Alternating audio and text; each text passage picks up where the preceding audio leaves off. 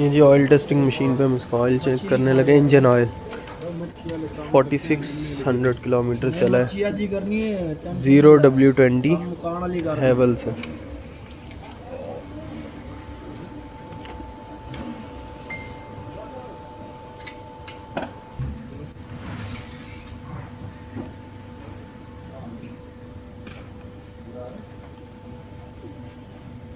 इसका ना ये टेम्परेचर बराबर हो जाए।